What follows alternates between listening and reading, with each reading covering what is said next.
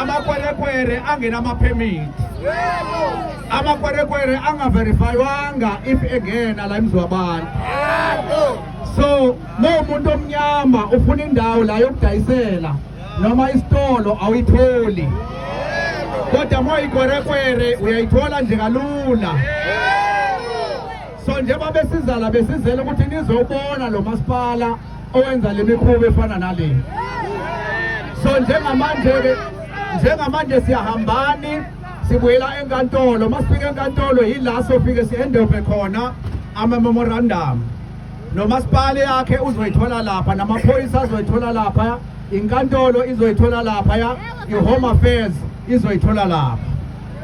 So masisuka manje sibuyele emuva ngale ndlela kade siqhamuke ngayo. Amandla! Amandla! Siyabonga kakhulu. Bandla! Qina mhlaba wase-South Africa, qina! Qina mhlaba wase-South Africa, qina!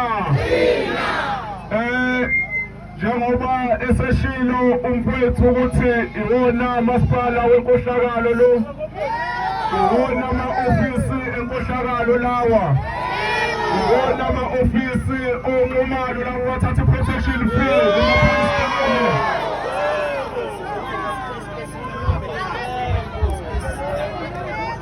Iwona lo masipala onenkohlakalo. Sizodlulisa umyalezo ukuthi njengoba namhlanje siza ngokuthula, njengoba namhlanje si-peaceful, ngelinye ilanga sazi kuyokwenzekalani. Leli sango uma ulibuka ngingayijomba leli sango.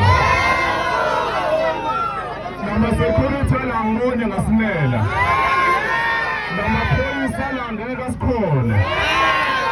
Kodwa ngoba sithanda izwe lethu, ngoba sithanda umasipala wethu ngoba yigebengu, ngoba sikhathalela abantu base-South Africa, konke esikwenzayo sizokwenza ngokuthula, konke esikwenzayo sizogcina umthetho. But siyafisa ukudlulisa ukuthi kuhambe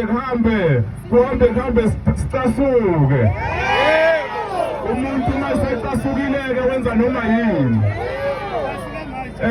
Sizosuka-ke la sihambe siye labafethu abasho khona, kodwa siyafisa ukusho ukuthi abantu abadayisa emadrobheni, abantu bokufika, abantu abanikwa ama-permit okudayisa edrobheni abayekwe ukunikwa, kodwa kunikwa abantu base-South Africa.